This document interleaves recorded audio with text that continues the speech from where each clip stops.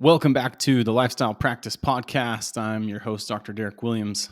I'm excited to spend this few minutes today sharing some thoughts, and I'm going to start by going back in time a little bit.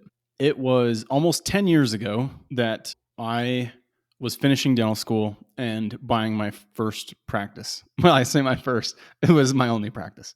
I was buying my practice, and I still remember I had met the seller. I hadn't met the staff yet. And so it was a few weeks before the acquisition, and the seller agreed to let me meet the staff. So I went down. I stayed in a dinky little motel. The water tasted horrible, but it worked. It was okay. And I remember that night, the seller actually took me out to eat the night before. We just went to this little drive-in shack. We got burgers and fries, and he told me how he was having heart issues and he was on the lookout for his cardiologist because he didn't want to be seen eating a burger and fries. And actually, while we were in the car, it was a drive-in, one of his patients saw him and said hi and stuff. And so it was a little bit interesting. But the next morning, I was going to meet the staff. I was incredibly nervous. It's one of those situations where I knew that what I was doing was the right decision.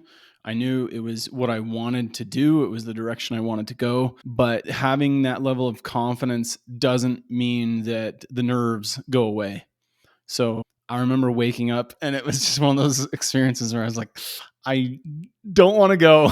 I don't want to show up today.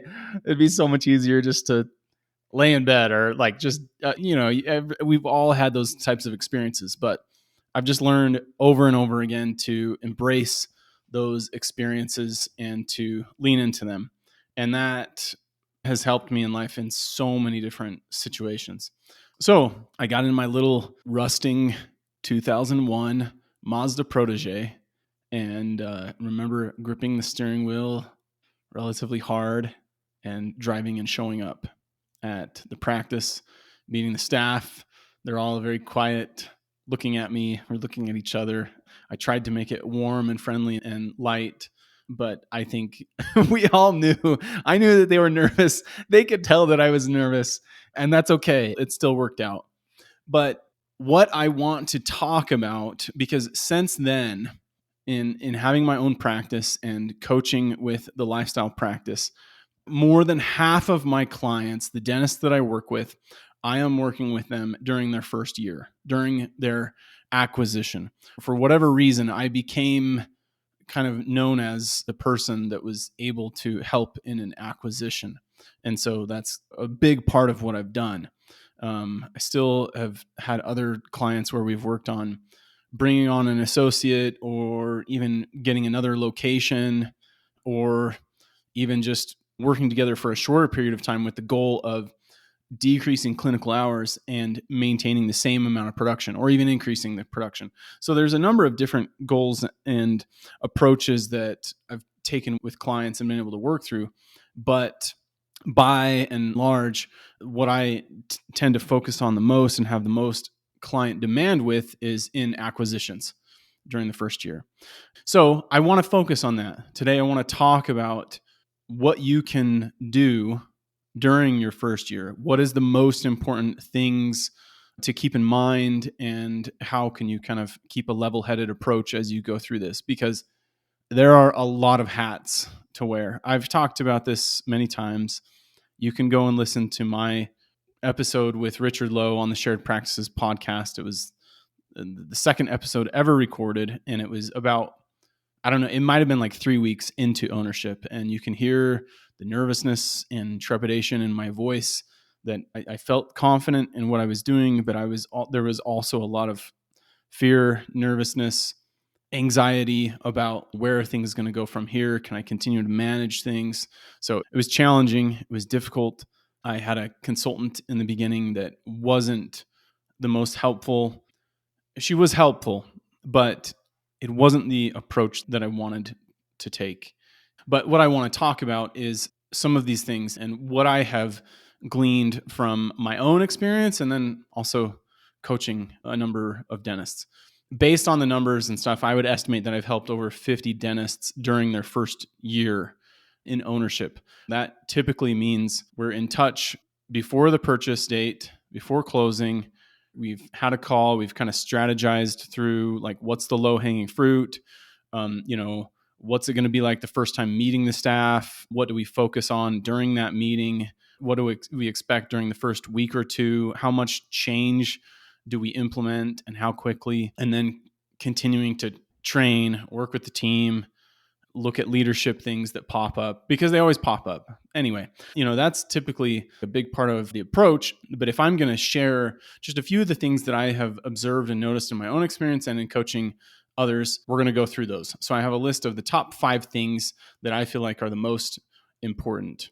So number 1 is to be an active observer in the early weeks of the practice.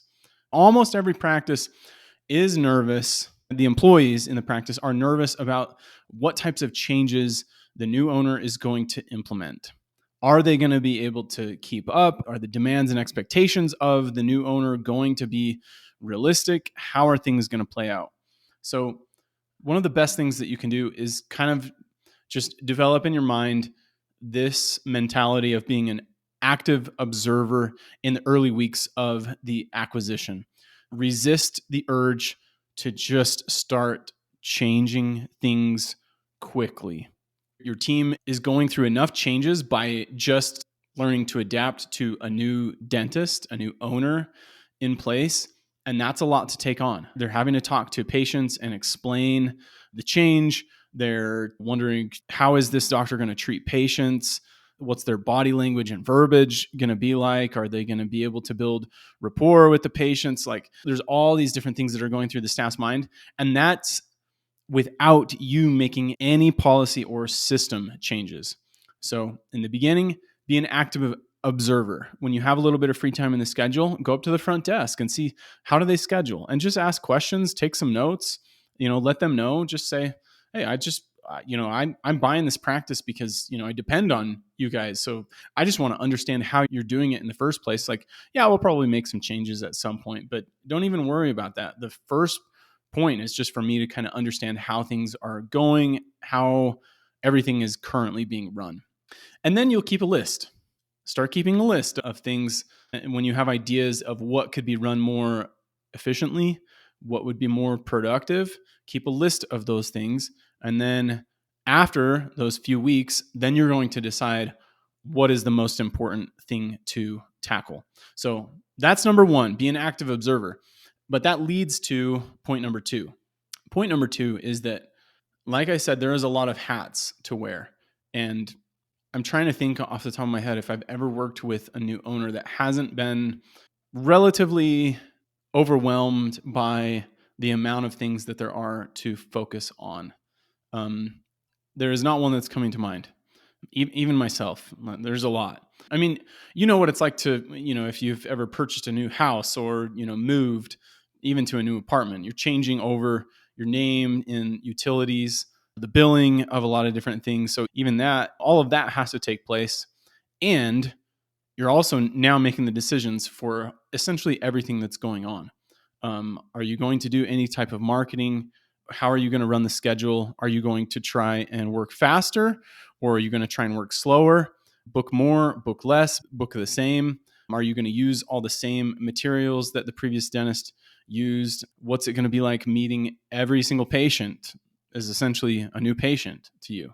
So how thorough are you going to be during your exam? How are you going to approach treatment planning? There's so many different things going on in your mind that it is very, very difficult to really identify the lowest hanging fruit. I've recently been getting into tennis a lot, and I am reading a book by Brad Gilbert. It's called Winning Ugly. And he talked about how when he's watching a match, it's very easy for him to see what's going on and what each player could do to get back in place, what each player is doing to take advantage of the opponent.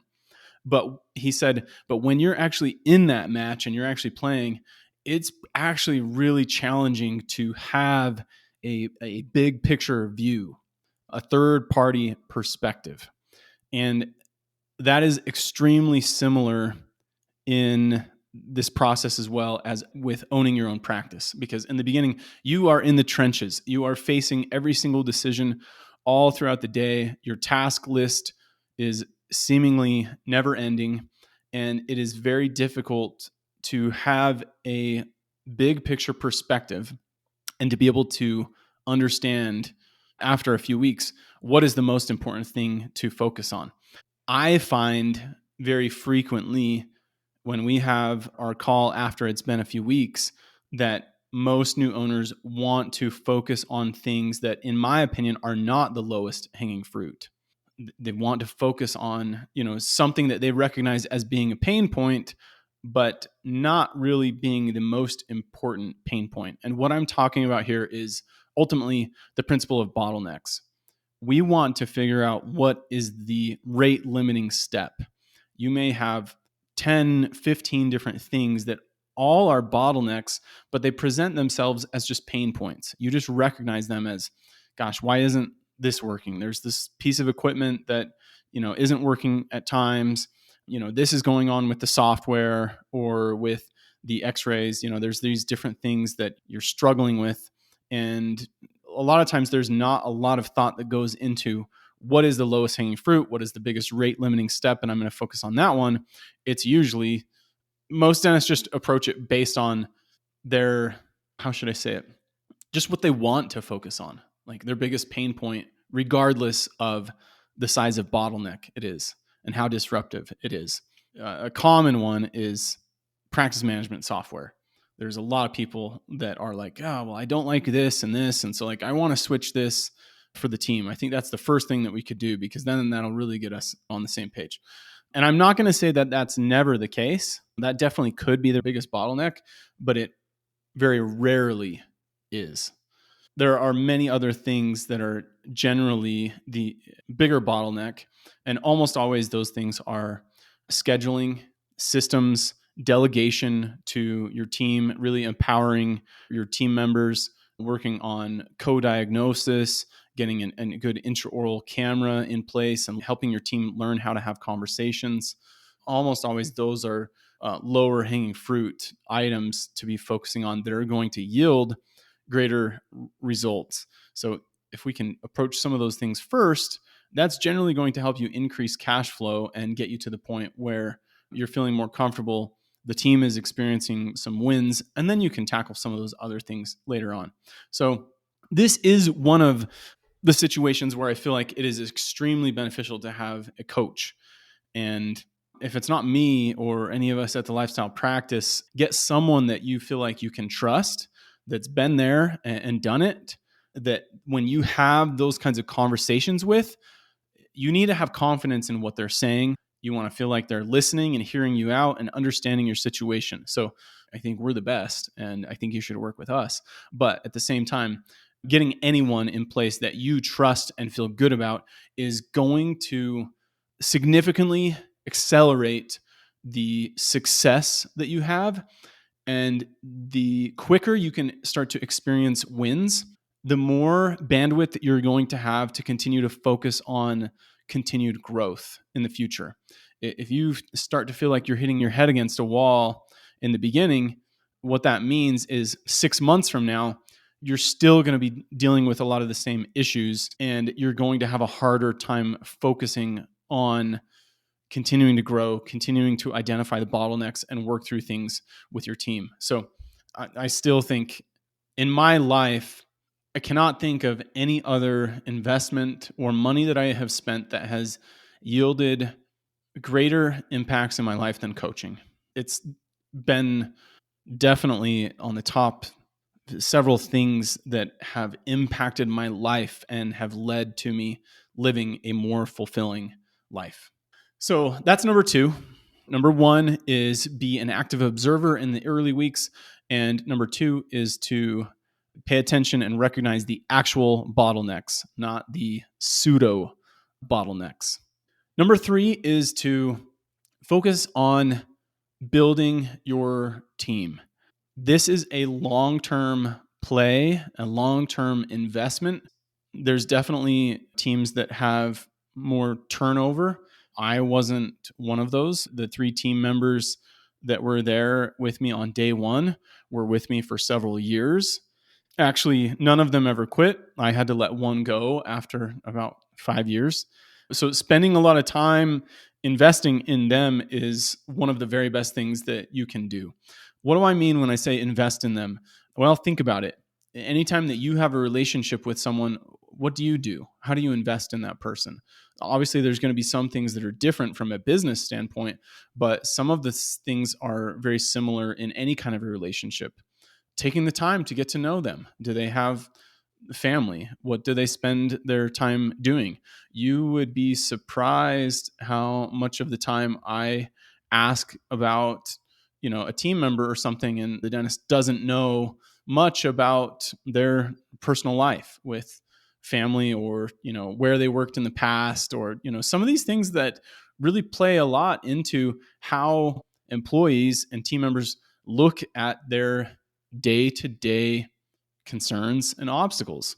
Those things are relevant. How we look at things in other areas of our life is how we look at most things in our life. So spend some time getting to know them. It doesn't mean that you have to be buddy and, chummy, but, you should know your employees. You should know what they're going through in life, because if they feel like you care, they're going to actually listen to you when you talk about what's valuable to you and how you look at things and what your vision is, and what you want to build. So spend time building the relationship.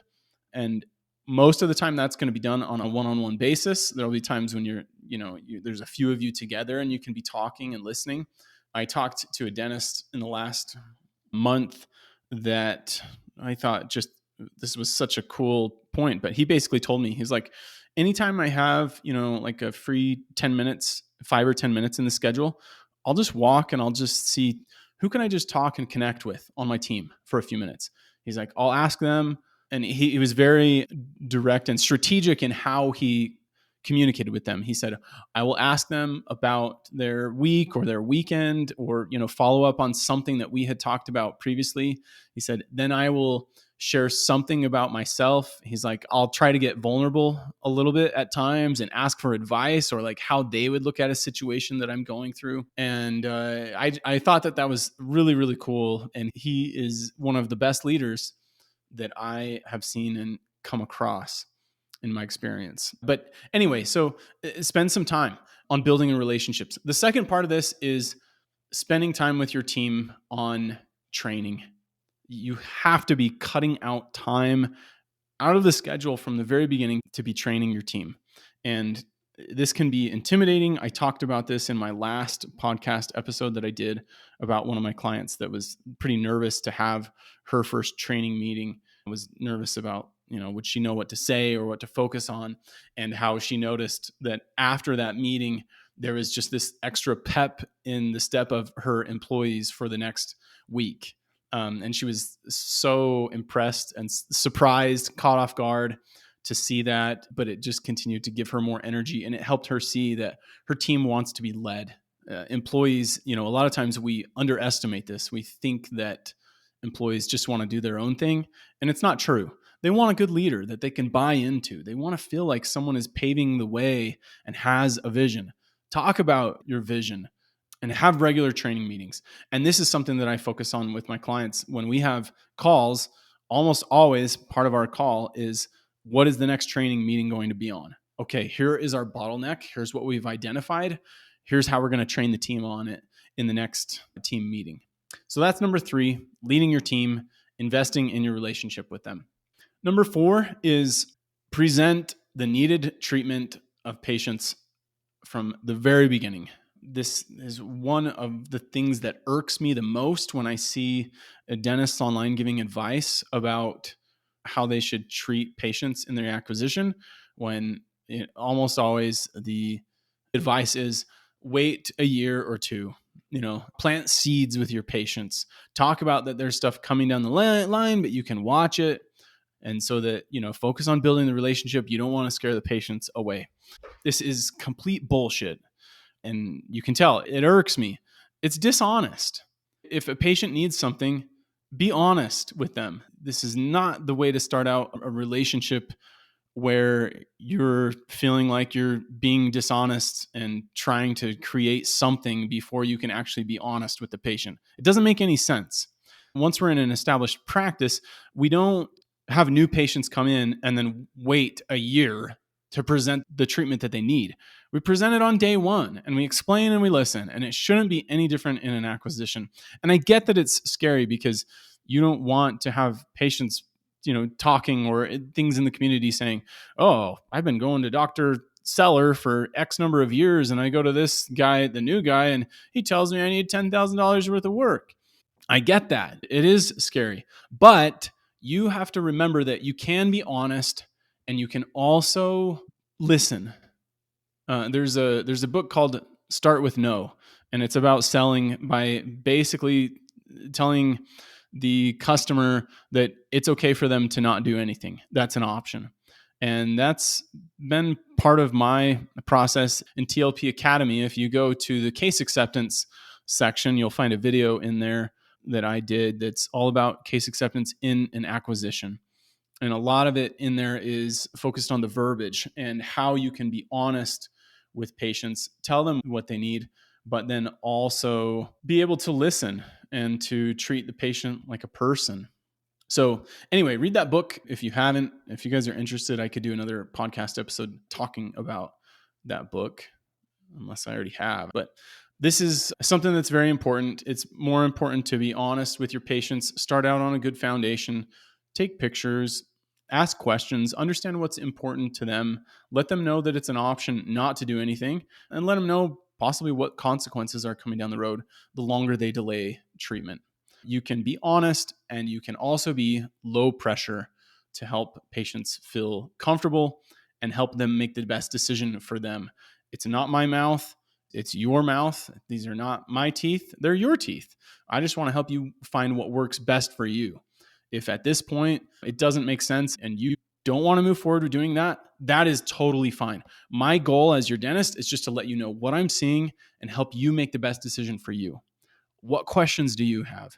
Using verbiage and talking in this way sets patients at ease and helps them just be more honest and say things like, "Man, I just can't see myself spending that much." And then we could talk through, "Okay, yeah, that makes sense. Yeah, I get it. It's a cost. You can consider it as an investment, but you can also look at it as, okay, if you're saving X amount of dollars, but that means that in a few years you're pulling these teeth, what are you going to want to do at that point?" So just talk through things. Don't be judgmental. Don't tell patients this is what you need to do. You can say, "If you were my family member, this is what I would recommend, and this is what I think is best. But I want to take time to understand you and your situation and see what's important to you as well." So that's number 4. Be honest. The last one is just a big picture perspective. Keep the big picture in mind. John Maxwell has a quote, and it says, "It's easier to go from failure to success than excuses to success." What I think is important about this is that the first year is about setting a foundation. Don't let the small distractions pull you off course. When you have excuses and you have these different things and you're focusing on those, it's very difficult to get to a success. But if you can experience failure in some areas and you can not let it completely pull you off course and recognize, okay, here's the obstacle, here's the issue. How do we want to address this? Talk to your team members. Part that I will say about leadership too is a great leader doesn't always come to the table, or maybe even a majority of the time doesn't come to the table and say, "I know exactly what we do in this situation. This is how we need to approach it." It's about coming to the team and saying, "Hey, here's an obstacle. I'd like to talk through this together. I have some ideas.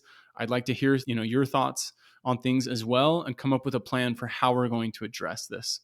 So keep the big picture in mind. Don't let the small things drag you down. A lot of times in my conversations with clients, something will happen and I'll say, "Okay, let's zoom out of this.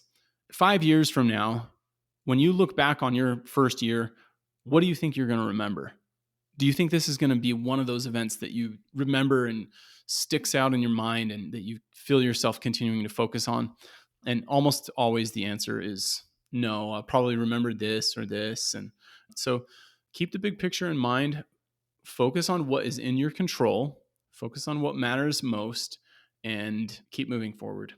I had a call yesterday with a dentist, and I was encouraging him to change the way that he was viewing something. I told a story and stuff, and he said, well, I could probably do that for a day, maybe 2 days, but I don't think I can do that long term. After a month, that's going to get really hard, and I don't think that's sustainable. And kind of started going off track. And I said, look, don't even think about a month from now. All you have to do is focus on today. That's it, forever. Just focus on today, right now. Keep that perspective today. And then when you get to tomorrow, that's going to be today. And you just focus on today again. So don't worry about, where is this going to go? There's definitely times it's valuable to kind of let yourself think through things, but focus 90% of your attention and energy on today, right now. What's the most important thing that I can focus on today? When you're planning for the month, what are the top 3 things I should focus on this month?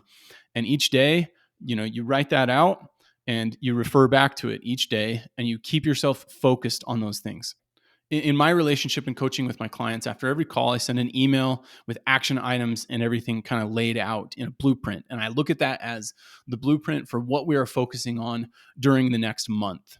The clients that I find that make good progress refer back to that. They print it out, they hang it up, they look at it each morning before they start the day, and they stay focused on that. Ones that get very sidetracked, they don't remember what our call was about. They don't refer to it. We start out with this plan, they get veering off into left field, and then, I check in and follow up, or we have another call, and it's almost as if the last call didn't exist because, they were on that call and thought about those things while we were talking, but didn't go back to it. So again, you can apply this on your own. You can apply these principles with a coach, but you decide. You take ownership of your situation. What's in your control? Focus on that and decide what action are you going to take today and move forward with it. It could be something small.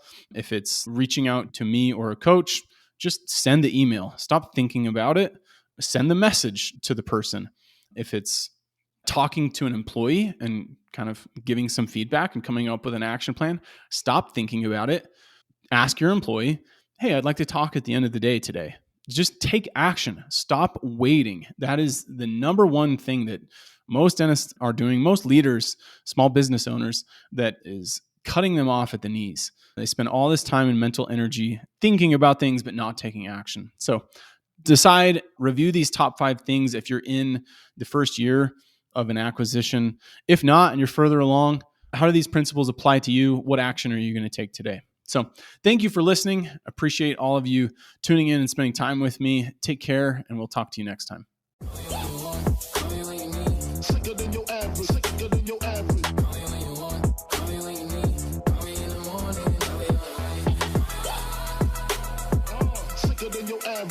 than your average.